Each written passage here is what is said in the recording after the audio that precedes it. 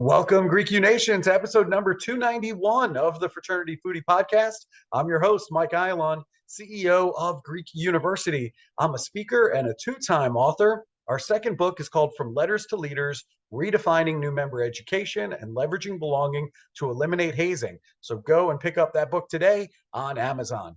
We call these episodes the Fraternity Foodie Podcast because there's nothing like great food to bring college students together. Fun fact, I do talk about alcohol and drug abuse prevention on college campuses all across the country. And it's been interesting to watch as we've moved forward over the last 20 years since I've been in college, all of the new technology that's out there to help students get around campus without using their vehicle while they are drinking. And so things like Uber and Lyft certainly has made it easier for college students. But I still believe that we need to continue the conversation about alcohol abuse and making sure that we get around campus safely, because the worst thing that can possibly happen is that you can injure somebody else, injure yourself in the process. And we do know that college students are going to be using alcohol. So the question is, how do we do it safely? What things can we talk about before we go out? What things can we do while we're out? And what things can we do when we come home to make sure that everybody comes home in one piece? Now, along those lines, I want to introduce you on our podcast to somebody extremely important, and it's a great conversation to have right now as we're starting to get ready for the fall semester.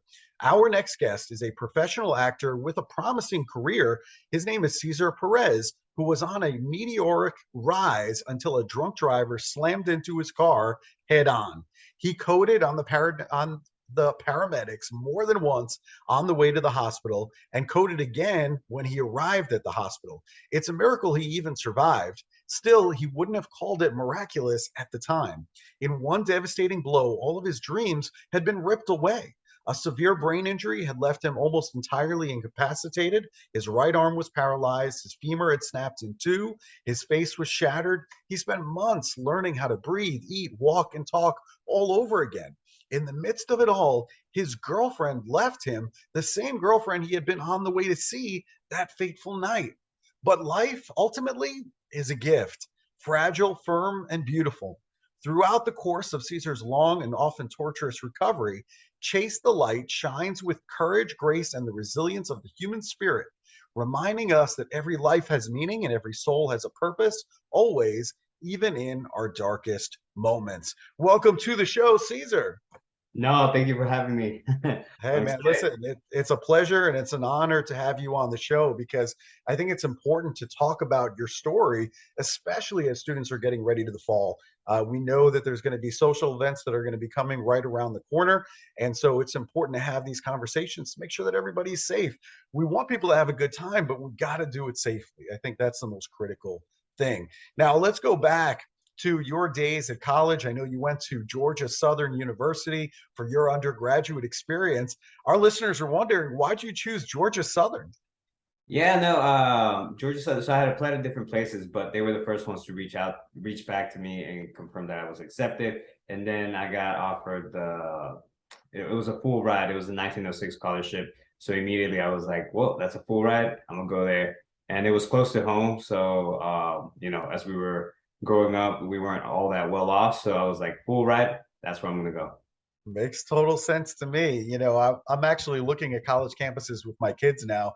My son is a senior in high school and my daughter is a junior in high school. So we went this summer looking at, all these colleges all over the country, Boston, New York City. I'm looking at the cost of tuition. Yeah. And I'm like, you've got to be kidding me. That's I mean, ridiculous. the amount of cash is just outstanding. And I'm like, you know what, guys? I'm like, maybe a better strategy is just to get a full ride with your grades. Yeah, that'll get it done, and I think cost has only gone up, so you Yeah. can only imagine. Yeah, that's the thing. I mean, when you and I went to college, I mean, I feel like it was more affordable, but today it's outrageous. It's just outrageous. I mean, I can't in good conscience fathom saddling these kids with as much debt as we're saddling them with. I mean, it's like a house payment. I mean, who's got that kind of money as a brand Yeah. new college grad? Oh my gosh, just too much, just too much. All right, so let's get to the story. I mean, I kind of alluded to it in the intro. You being a professional actor, you had a promising career, and all of a sudden, a drunk driver slams into your car head on. And you had to spend months learning how to breathe, eat, walk, and talk all over again. Then the girl who you were going to see that night, she ends up leaving you. So, what were you most worried about after the car accident? Well, when the car accident happened, thankfully I remember everything up to that point, and then obviously the accident, I don't remember it. Thankfully, I don't have that trauma getting behind the wheel, and I don't have those flashbacks. But everything was broken in my face. Like I had almost every injury you can imagine. So I couldn't eat or breathe on my own, so I had to be intubated, and then I had to have a peg tube to get all my nutrients. So it was insane because I have been the healthiest guy ever, and I was physically in the best shape. So it was like night and day comparison between, my life before the accident and now.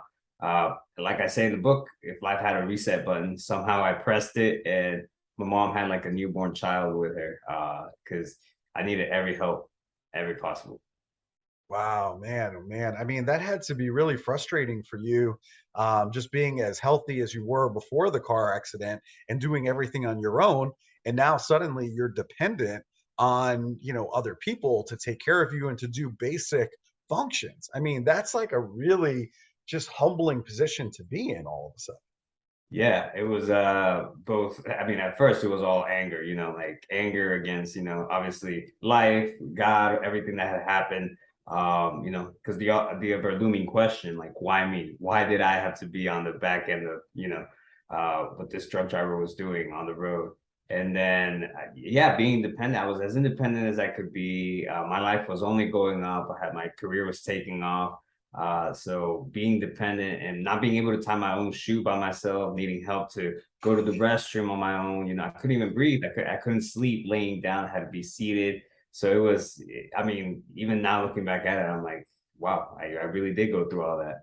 Yeah, I mean, well, you said that you don't have any trauma as far as getting behind the wheel because Mhm. you don't remember what happened there at the accident. But I mean, when you look at photos of the accident, when you look at pictures of you in the hospital, what do you think now? For me, it's like it's a sadness, because I know my story, as severe as it was, it's not the only one, right? Like there's drunk drivers happening, I mean, causing all these wrecks all the time. Like take for example what just happened in LA, the nurse that was driving drunk, I believe she was driving drunk, and she killed like 6 people. So it's one of those things where you're saddened for what happened, but thankfully I'm alive. Like it took some time to get to that conclusion and get my head wrapped around that idea that, hey, I survived, so I can't really be mad at life, or everything, because I'm here. But just complete sadness when I look at those pictures and I'm like, I feel like it's two different people. Like that's Caesar before the accident. I'm like, I feel bad for him, I have sadness for him, and so now I'm making sure I take care of myself, the both of us, even though I don't have like a multi personality disorder or anything, but it was just such a complete drastic change, who I was before to who I was afterwards, that I felt like it was two complete different people. Yeah. Man, oh man. So when was it the right time to share your story as a book? For me, it was actually, I gotta give credit to my mom. She was the one that came up with the idea. Because she saw how angry I was, how depressed I was, and how negative thoughts kept popping in my head. Like I've never been one to be emotional or think about suicide or stuff like that, but I did after that. Like I was just miserable, and she thought that putting it down would serve as, like, putting it down on paper or on my computer would serve as a catharsis, for my soul. and just kind of help me put these pieces of my life together. And so I started doing that. And slowly I began to tell my mom that I was going to write a book. I was going to tell the world my story. Hopefully, it would serve as an inspiration and motivation for people to not give up. If I can do it, there's no reason why you can't, push yourself each day and hold on for one more day. So that was the purpose. And I threw the whole kitchen sink at it. And eventually, as my brain injury started healing, I started realizing that there was a message that I wanted to get across to people. And that's when I realized, hey, I'm going to publish this book, and it's not really going to be how I thought initially it was going to be, which was just me telling my story. But no, there's going to be a message in there that I want everybody to understand and to get from it. Good for you. That book is called Chase the Light. And I'm so glad that you had the opportunity to do it, that your mom pushed you to write all of that stuff down. I think she's really smart. I really, really think that she is, because I think it helped you to get through a really difficult time in your life, to put all of your words and your feelings down on paper, almost like talking to a therapist in a way, to get all of those thoughts organized and out of your head and onto the paper. And then to inspire others to think about what is the message that I can send to other people as a result of this, torturous recovery that you had to go through following the accident. So all the credit in the world to your mom, man. Smart lady. Nah, she was, because like I said, I when I first started writing to it, like my story, it was just a bunch of I felt like me complaining. I was so angry, but there wasn't much that the reader was going to get out of it. It was just going to be someone complaining. And then as I started realizing there was a message that I wanted to get across, then I could start editing it and kind of pinpointing what it is that I wanted people to understand and kind of gain from this my experience. Right, I don't believe you have to be broken to understand brokenness.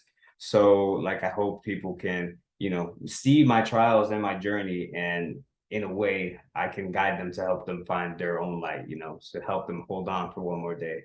Mm-hmm. So is that kind of the message? I mean, you mentioned the anger that you had, and I could understand that. I mean, if that happened to me, I would be angry. I'd be like, "Why me? Mm-hmm. Why didn't it just happen to somebody else? Why does this happen to me and alter my life because you were on a great track?" And so I guess after the accident now, I mean, how do you look at your life now? What's your outlook on life right now? Yeah, I like to say that my mentality never changed, but my perspective did. Uh, I don't focus on the little things or the trivial things, and I kind of take time to really be grateful for the little things, if that makes sense. Because I always use this example as an example. Like before, people might get angry or upset that they can't park right in front of the store, and go get some stuff. For me now, like I purposely park at the back of the store, all the way at the back, because I want that walk. I was so close to not being able to do it. Like I appreciate, getting the chance to walk, move my legs, raise my arms, being able to talk, being able to breathe.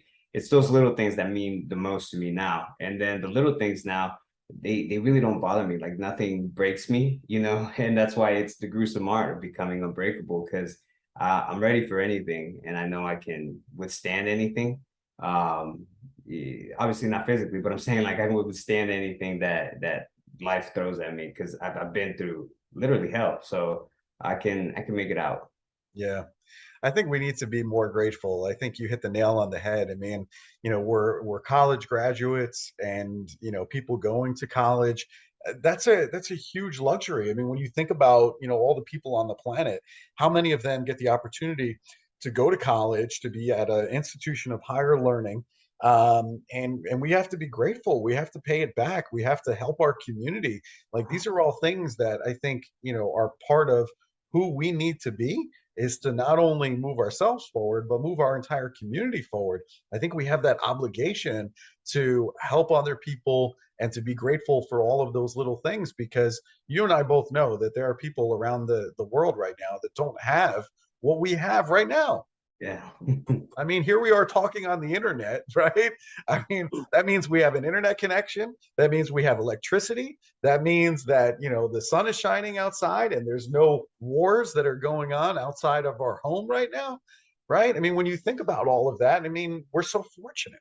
Yeah, and that's the thing, like, because I'm an immigrant, like I wasn't born in the States, like I was born in El Salvador, Yeah. and that's why my parents immigrated. Like they brought us all to the U.S. For a better life. We were just finishing a gruesome civil war back home, so there was no real environment in which to grow a healthy family. So we came to the U.S. and my mom, she always wanted us to further our education. She's a smart woman, but never had the chance or the opportunity to further her education back home. So she was like, "You guys are gonna do it." And so she made us grab hold of every opportunity this country gave us. And so she always wanted us to be a light in the darkness. And she always told us that we had to earn our rights to live here because we had to be outstanding citizens in order to do that. And so I'm glad she pushed us and she treated us that way because we took hold of every opportunity, me and my sisters. And that's why I'm forever grateful. Yeah. Yeah, my parents were both from Israel, and so they weren't from this country either. And they moved here for the same reasons. They felt that they wanted to give their kids better opportunities than they had back home. I mean, I think that's what every parent, no matter where they're from in the world, they Yeah, always want exactly. to give their kids better opportunities than they had growing up, right? Yeah. Yeah, that's what it's all about. So now, you had to deal with the COVID-19 pandemic as well throughout your recovery over the last couple of years. So how did the pandemic affect your recovery? Yeah, the pandemic, it definitely affected me in the sense that all my surgeries, my big surgeries, were around that time. Mhm. Uh, but they were qualified as elective surgeries just because I was stable. I didn't need to go get a facial reconstruction or need to go get surgery for reconstructive surgery because it wasn't urgent at the time. Since all the hospitals were filling up. So that pushed it back, pushed it back, pushed it back.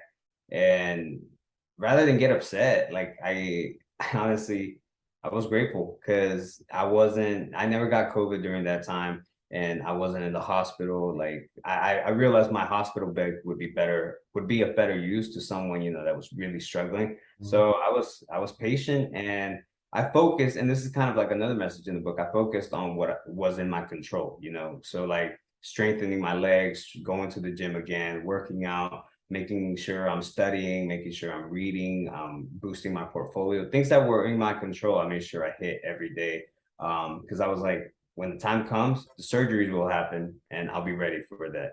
So I think that helped me immensely, just focusing on what was in my control, and then taking the responsibility of getting myself where I wanted to be. That's a great attitude to have, to just focus on what you can control. There's a lot of things that happen. You turn on the news and you see all kinds of scary things going on all over the world, and you can't control any of that. I mean, you and I, we can't control that, but we can control what's out right in front of us, right? I mean, just doing the best we can and making our community better with whatever people we have in front of us, helping as many people as we can possibly touch. That's what we can do. Yeah. I mean, if we think any bigger than that, it gets overwhelming, and you're like, how am I gonna, solve world hunger? I mean, it's like it's such a big problem. You can't get your arms around it. Yeah, yeah, and I guess I knew that if I focused on what I could control, at least I wouldn't be overwhelmed. Right. Because, like I said, only the doctors knew. I focused on what I could control because I knew the doctors were the only ones that could do the surgeries and stuff. So I didn't want to put all my thought on that because it would make me more anxious, and at the time I didn't need that. Yeah. Now, in your book, you talk about the deep connection that you have with your family, and that Mhm. makes total sense to me. But how did your injuries affect you in terms of being active in their lives? Because I know you were very active in their lives before the accident. I'm wondering, what is it like now? I mean, I'm as active as I've ever been in their lives. We're like the closest knit family I guess you'll ever meet. Like I said, my parents never left my side. My sister didn't either. And at the end of the day, even though I wasn't active in their life during my recovery, in the sense that I couldn't do much, but if I could hug them, that was all they ever needed. And if I could, once I was able to open my mouth, if I could say, "Hey, thank you," that was literally why they were there. They just wanted me to get better. And as I pushed forward, I knew that was going to make them feel better also. And my mom, every day as she saw me getting better, I could see like her smile coming back. And that was at the end of the day, that was why I was doing it up until that time. Because there was a time where my life felt meaningless, but seeing them and seeing all the sacrifice they were putting in to make sure I got a second chance at life, kind of gave my life meaning. And so that pushed me. Yeah. Man, it's interesting when you grow up and you have a family and you have your own kids, you start to realize how important those kids really are. I mean, my kids to my wife, they're everything. I mean, there's nothing more valuable on this planet. And Yeah, so I understand when you're talking about your mom and the way that she looks at you and just wanted you to get better. I mean, yeah, that's what any mom wants. I mean, their son and their daughter, I mean, these are the most critical things in their lives. They don't care about anything else. They don't. exactly. They just don't care. And so being a parent really changes your perspective. It makes you think about, how other people care about you and how their lives would be literally upside down without you. Exactly. And so, I think about stuff like that quite often. How important do you think it is to have a good support system around you when you're recovering from a car accident like the one that you experienced? For me, it meant everything. In the sense that I had a brain injury, so like I couldn't really control my emotions. I couldn't think of correctly. But my mom and my family, they were like my doctors, my nurses, my therapists, my psychiatrist. She would always make me talk about it, and that support system obviously gave me a fighting chance. But it also, like I said, gave my life meaning. Like I realized, hey, I couldn't let them down, because they were there for me. They had a life they could go back to, but they were there for me. So because of that, I realized, hey, you can't give up, Cesar. You gotta continue, push forward, and just hold on for another day. Yeah.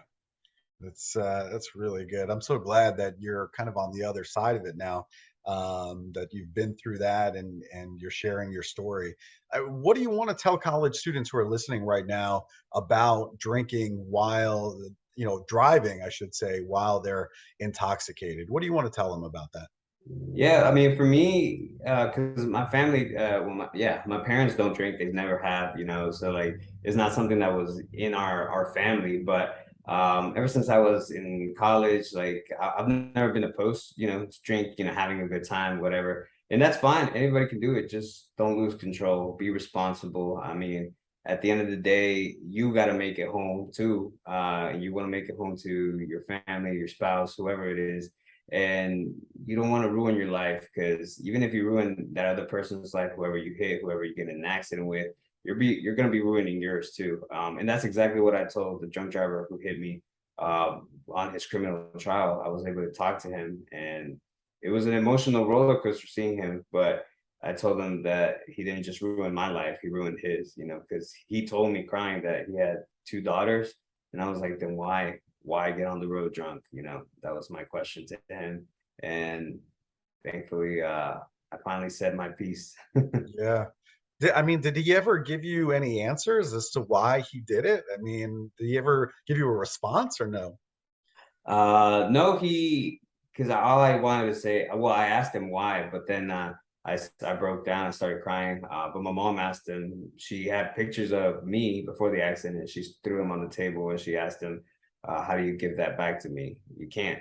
And so that's why he started talking to my mom and telling her, hey, I have two daughters too, and I would hate them just like you do if something like this had happened to them because of someone like me. And he spoke to her in Spanish because he was from El Salvador too, ironically. Wow. And then he went on to serve. The sentencing was he would serve 8, but he had already served 2 years, so he would only serve 6 more. Mhm. Which for me was not justice, right? Like that wasn't justice for me. But at the end of the day, I just wanted to kind of say my piece and let him know that even though he did break me literally, I was still standing, and like I could have been like him. I could have gone into drinking, pouring all my sorrows into alcohol, but I didn't, and I kind of wanted him to see that. So that's why I wanted to go talk to him, and I felt a lot more lighter once I left the courthouse. Yeah. Yeah, I could see that wanting to say my piece and just for him to understand from my perspective of all of this. And you also met the first responders who saved you. What was it like meeting them? Oh man, it was surreal. Just because, again, these were people that I had never met, right? Just like the drunk driver I never met. He came into my life, left at a mess. But these people, these first responders, they came into my life and gave me a second chance to live it. And they reached out to my sisters through social media, wanted to know if I had made it, because they have been so moved by how they found me and obviously the severity of the accident. But also they said that they had never felt so much fight in one person, and they wanted to know if I had made it. And so we stayed in touch. My sister stayed in touch with them through my recovery. And after I was able to actually walk, I said I wanted to go see them and talk to them, thank them, and just give them a hug, because there was nothing we could do to ever repay, for them allowing me to have my family again and be able to spend another holiday with them. So it was beautiful, and we still stay in touch. Yeah, that's beautiful, man. I guarantee you that's the best day of their lives. That's what they said, and it was for me, honestly. Hmm. So powerful, such a powerful story, man. I love that you share your story. I think it's important that we talk about it all the time. So thank you for sharing that. Not everybody necessarily wants to relive that. Not everybody wants to rehash that. I'm sure there are people that just say, I'm just focused on the future. I don't want to think about that time. But the Right. fact that you're so generous with your time to talk about it and write about it and share lessons from it, I think is just fantastic. I really, really do. So thank you for all of that. And I know you live in Atlanta now, which, is only 4 hours away from me. It's not really all that far. I could hop in the car and I'd be there, tonight. So, and then we do love good food. So I'm wondering, when you go out for a good meal, where do you go for a great meal in Atlanta? So there's two places. Okay. They're kind of hand in hand. One is a little bit pricier, but it's called Canoe. I went there and tried their duck, and oh my God, I fell in love with it right away. That's where me and my girlfriend go now for like date night. And then there's another place called Casi Cielo, which is on Roswell Road, and it's phenomenal too. Like their duck and also all their other Mexican style dishes. Yeah. They're really. See, I miss that authentic Mexican food. I like here, I live in Nashville, Tennessee. I don't really get the authentic stuff here. I really don't, especially for a guy that grew up in New York City. Like, I Oh yeah. understand what real Mexican food is. And I'm like, what is this? This is Mexican food. I don't even know what it is. It's like fusion stuff. And I'm like, I don't even know what this is anymore. Wait, what's your favorite in Nashville?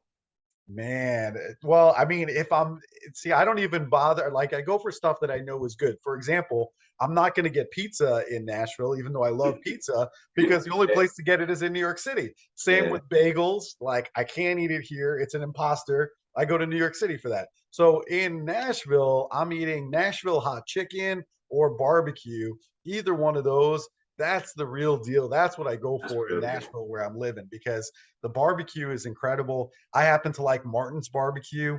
It's really good. There's a bunch of locations, including downtown Nashville, and I'm all about the barbecue. You give me some pulled pork, and then I'm Oh good to yeah. go. I Yes. gotta try it next time I'm in Nashville. Not Yeah. far. Next time you're in, come and check it out. Martin's Barbecue. You'll absolutely love it. And just let me know when you're in town, and I'll go and I'll meet you over there. Yeah, for sure. That'd be like ideal. Yeah, that sounds good. All right. So, if our listeners who are listening right now on college campuses, if they want to connect with you, if they want to bring you in as a speaker on their campus, or they want to go and buy your book, where should they go? They can buy the book anywhere. Barnes and Nobles, Books a Million, Amazon. Amazon would be ideal just because it's the quickest thing. And they can find me on Instagram and Twitter at Cesar Perez Fit, CesarPerezFit. Again, I was always a fitness fanatic, so hence the username.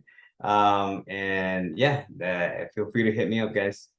I love it. So check it out at Cesar Perez Fit on Instagram. You can also pick up the book. It's called Chase the Light. You can pick it up everywhere books are sold, or Amazon if you want it quick. And what can I say, Cesar, man, you are the man. Thank you so much for being on the show. I really think you helped our listeners today. So thank you. Oh no, it was my pleasure, and I hope it helps everybody, make better decisions, but also help them hold on for one more day, get through their darkest moments. That's right. We all go through those dark moments. For you, it's pretty clear what that dark moment was, right? I mean, that's pretty obvious to everybody who Yeah. knows you. But you know what? But everybody goes through dark moments. Everybody in this world has some time in their life that they would describe as kind of their dark days. Uh-huh. Maybe it's not as extreme as yours, or maybe Right. it's even worse. So it's really hard to say. Everyone's kind of all over the map, but it happens to everybody. And the question is, can you hang on for one more day? That Yeah. is the question. Can you make it till tomorrow? And so I thank you for spreading that message of hope, because I think we all need that hope. Yeah. Every once in a while. You know what I'm saying? 100%. All right, Cesar. And to our audience, if you like this conversation with Cesar Perez, make sure that you like it. Make sure that you share it on social media with other college students on your campus. And we hope to see you on another episode of the Fraternity Foodie Podcast. Thanks for joining us, and we'll see you real soon.